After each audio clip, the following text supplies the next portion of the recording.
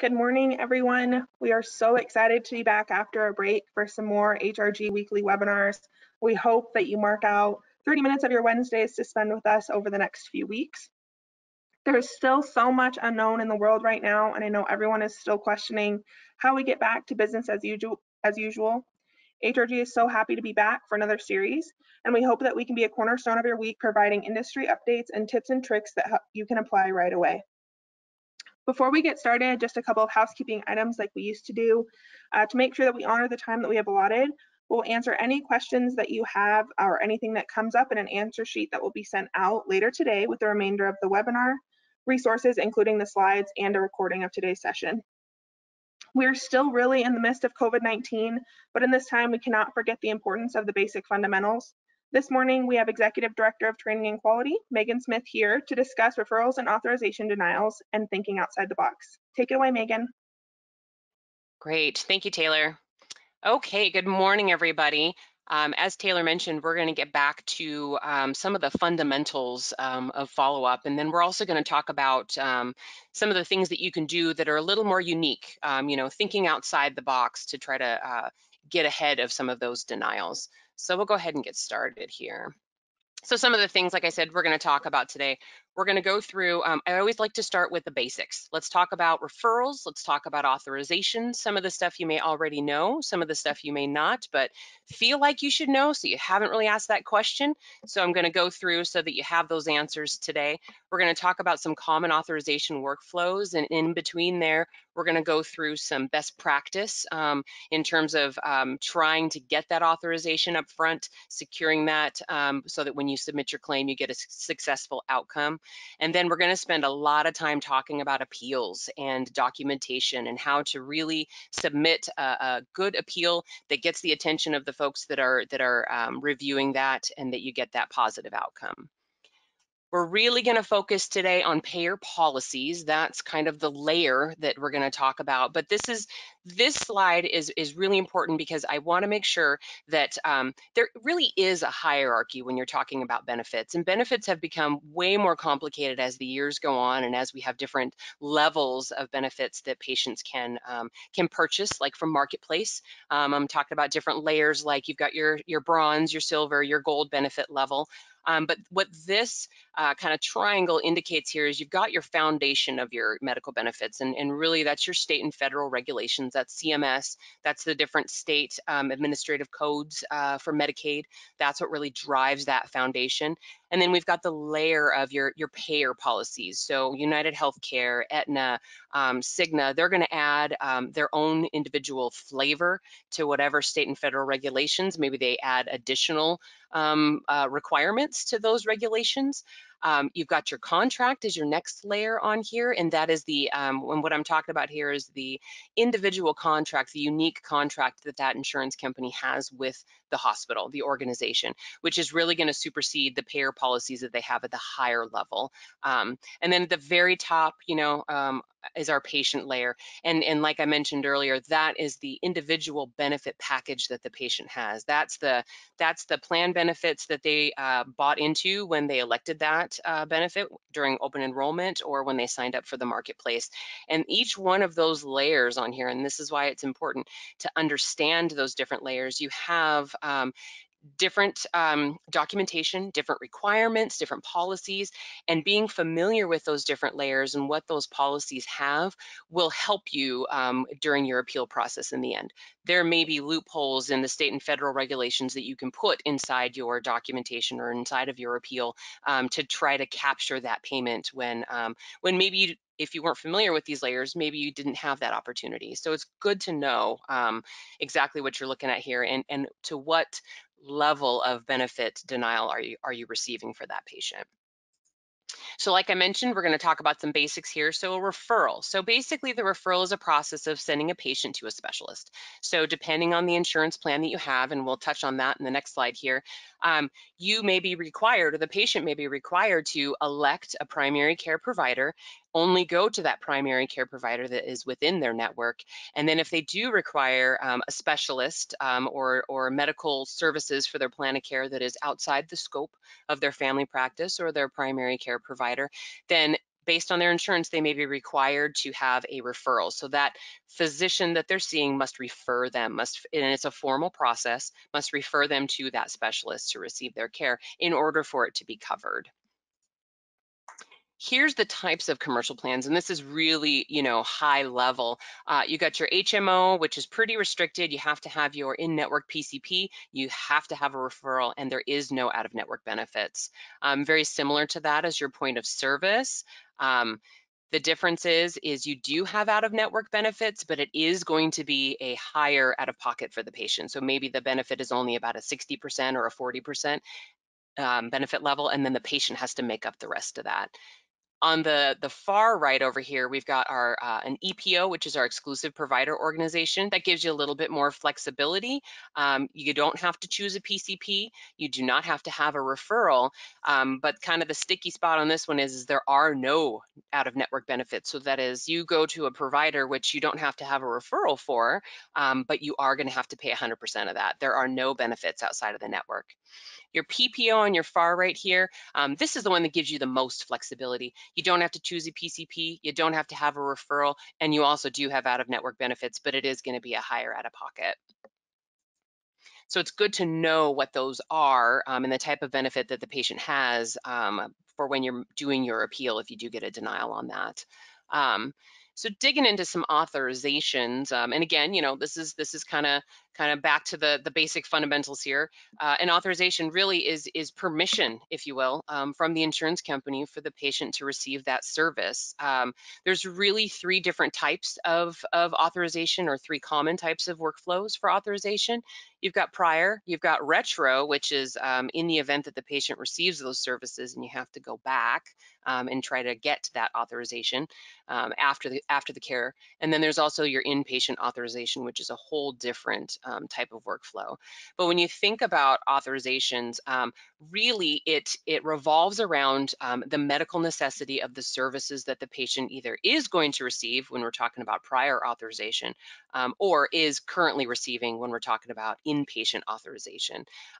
You need to submit a lot of clinicals. The insurance company has to have a full review of any type of referral, any type of services leading up to that, the physician orders. They need to look at everything, and then the insurance is going to make that determination based on their guidelines, whether it's like an interqual for inpatient, Milliman for inpatient, or if it's another structure or algorithm that they're using for the prior authorization services. The insurance company is going to make that determination, and they're going to say whether or not that service is medically necessary. So on our next slide here, and this is a really busy one, but we're going to focus really on these red circles where I've indicated these are opportunities for best practice, opportunities to kind of stop that that repetitive no authorization or denial or authorization issues. So this is the three workflows for authorization that I mentioned in the previous slide.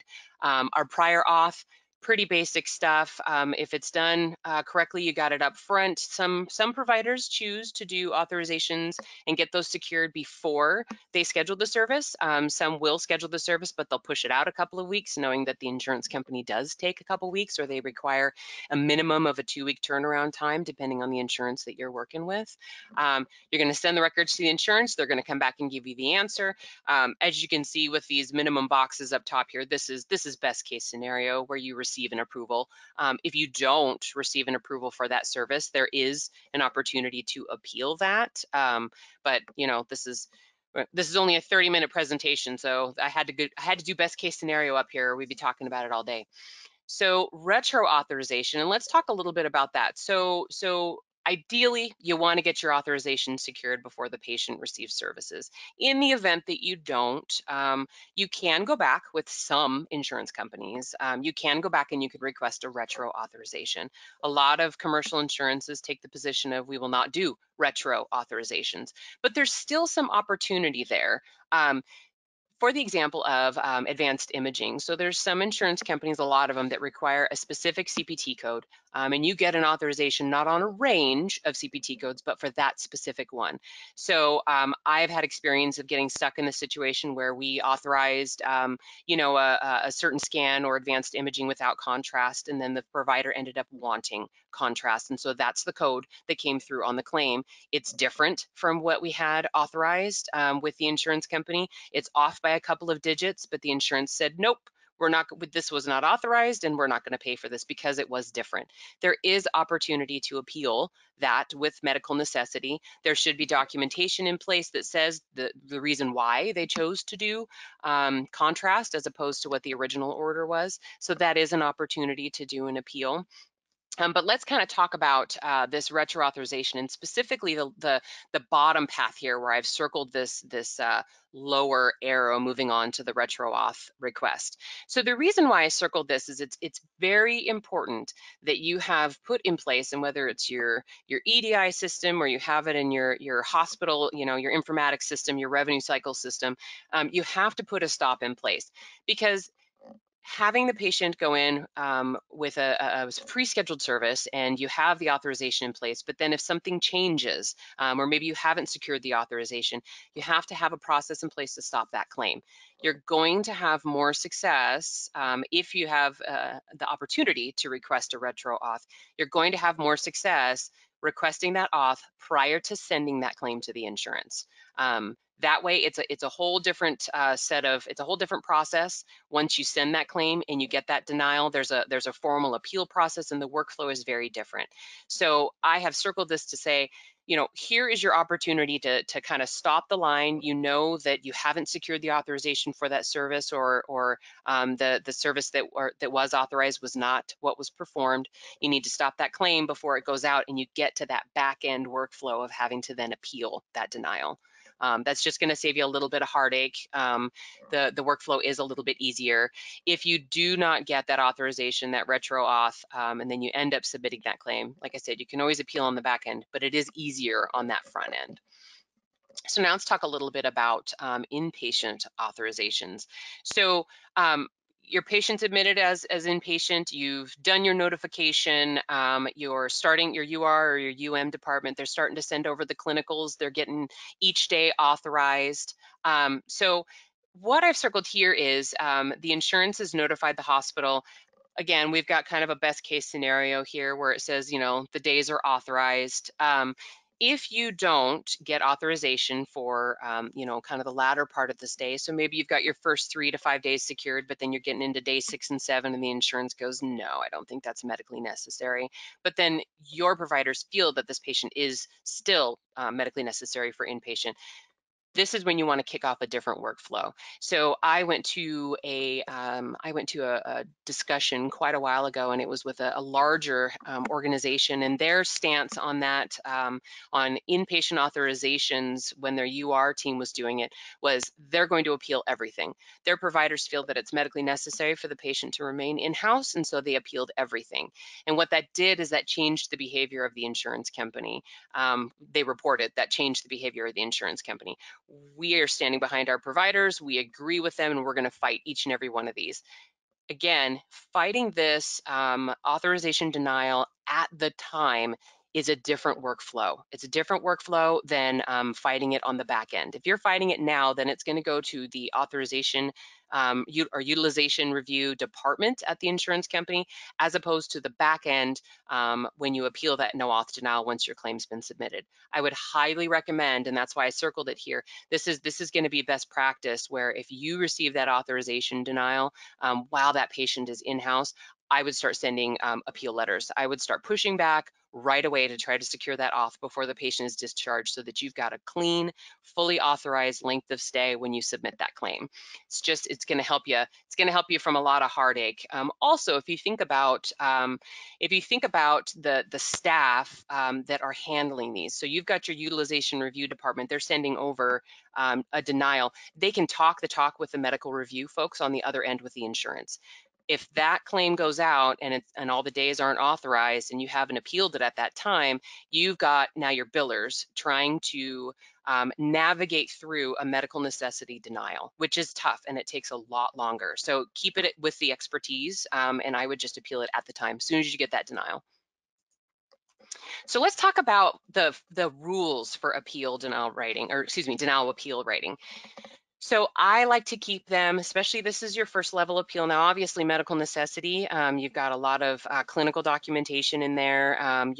You a lot of times want to put a lot of information in your appeal. And so when I'm talking about this appeal etiquette, it's really geared towards the back end. So this is your biller. This is your biller trying to, like I said, navigate through that medical necessity appeal or really any type of appeal. We want these folks to keep it brief, okay? Want you to be short, be to the point. Do not have more than 1 to 2 pages. And again, for medical necessity, it could stretch a little bit farther, but you really want to think about your audience here. When you are doing your 1 to 2 pages, try to keep it no more than 3 to 4 sentences per paragraph.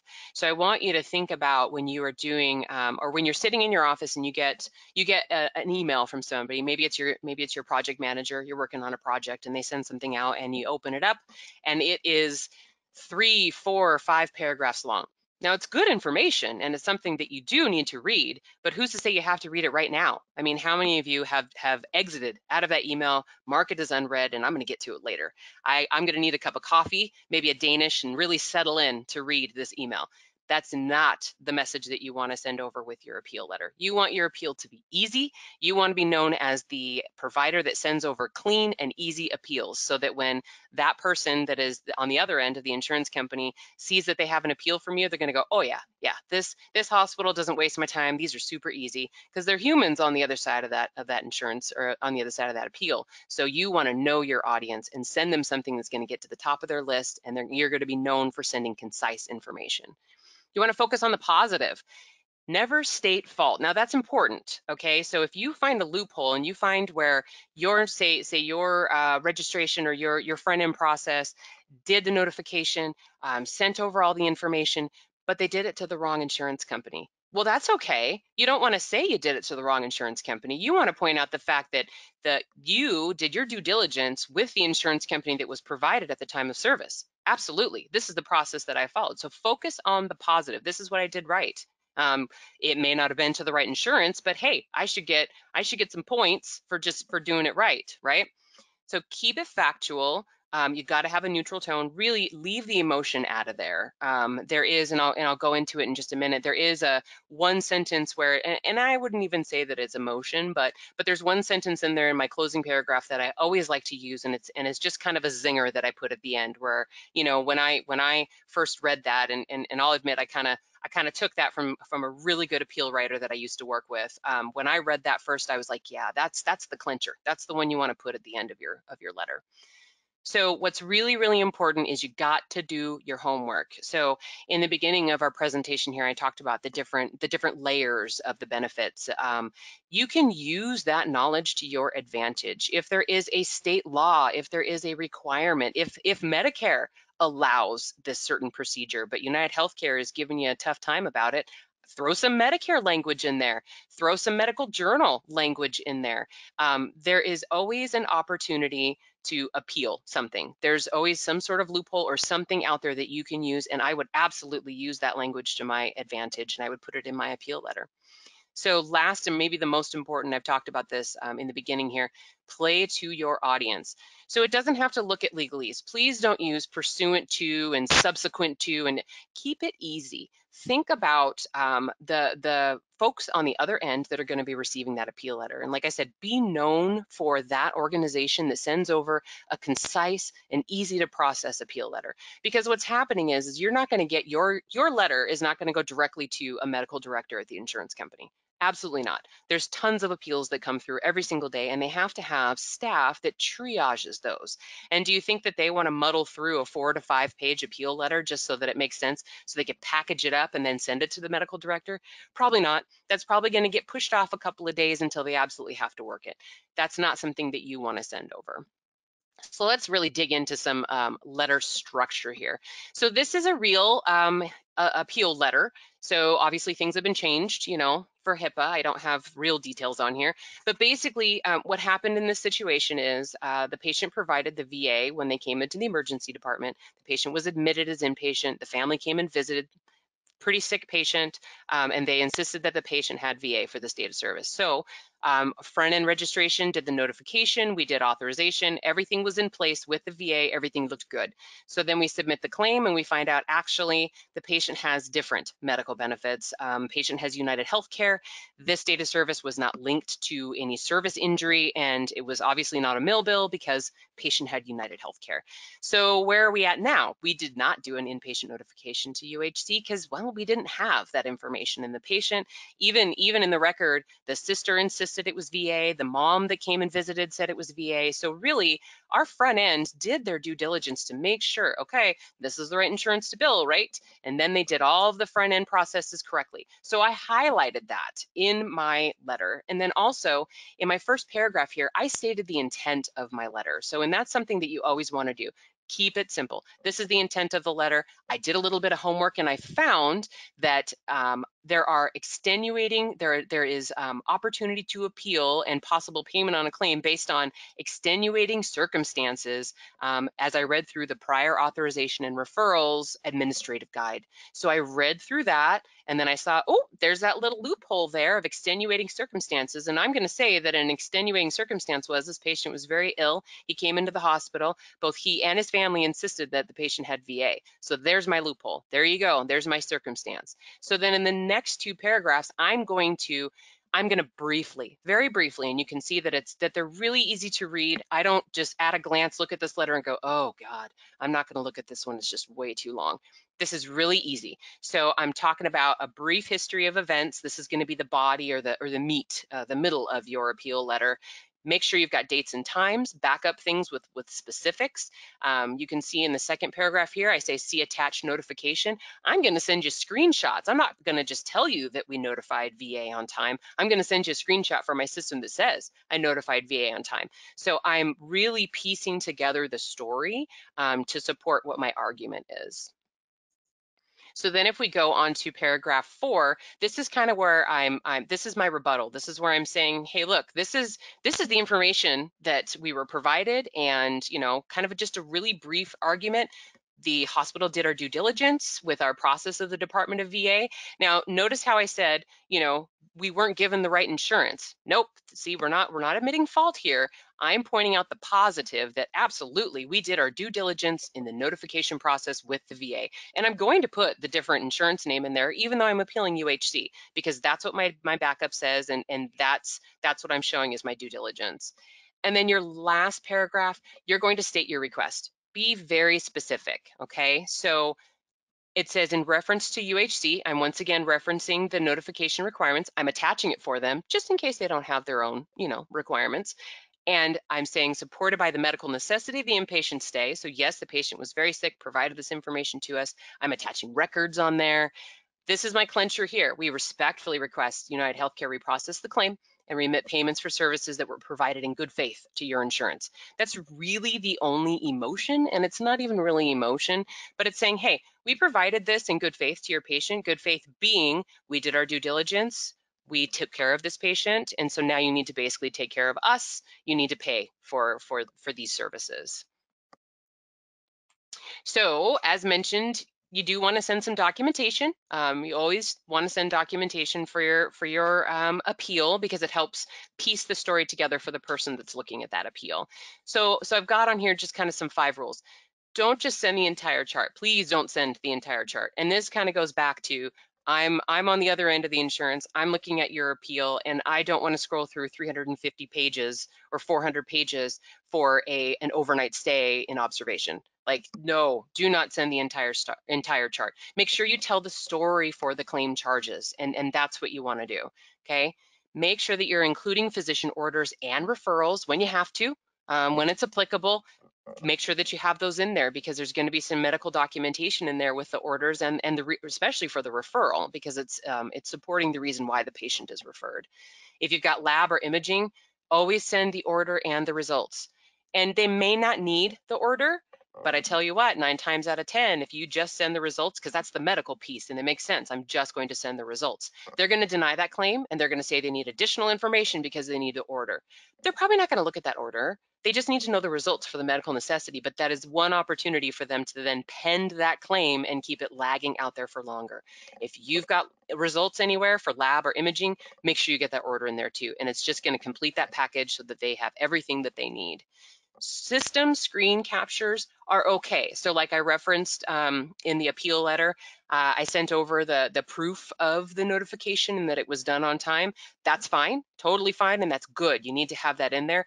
But please keep in mind that the insurance company, they're receiving screen captures of eligibility, of notification from a half a dozen or a million different systems. You've got Epic out there, you've got, you know, hundreds of different versions of Epic, you've got Meditech, you've got, you know, and people may not be familiar with what those systems look like. So you may send over a screenshot that makes sense to you because you look in that system every day. Well, maybe I'm over on the audit or on the appeals side at the insurance company. I've never seen Meditech before. I don't want to go digging through a screenshot to see what it is that you're talking about. Circle it. Write on it. Make sure that you draw the person's eye to that detail so that all that it takes them is, okay, I read your letter, it says see attached notification, here's the next page, here's a notification, okay, it's circled, date and time, you could write notification on there, done. It doesn't take them a whole lot of time to process through your appeal. You really want to be that organization that sends over clean, concise appeals, okay?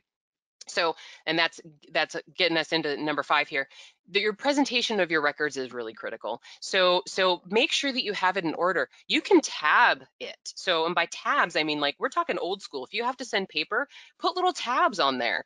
You could put a table of contents, a header page, anything that makes sense to where, think about if I'm receiving these records and I receive records from hundreds of hospitals, and I want to make sure that it's really clear and I want to be able to go through it really fast. That's how you want to present this for the appeals that you're sending over to the insurance. Keep it easy for them, okay?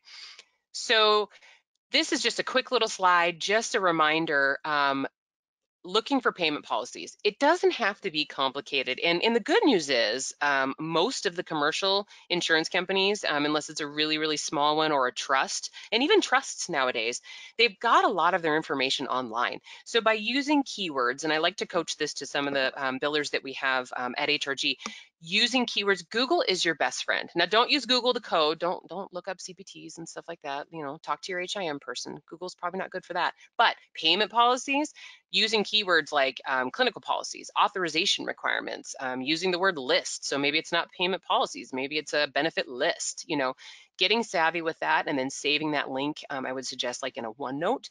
That's going to help. That's really going to help. And a lot of these commercials do have this information online, and it's really easy to process. And that's where you can find basically your premise for your argument. So I'm going to find that payment policy. Yep, I'm going to find that loophole, and then I'm going to grab that and I'm going to put it in my first paragraph of my appeal letter. So that concludes. I hope you guys got a couple of nuggets of information, but that kind of concludes our webinar for today for appeals and authorizations and referrals.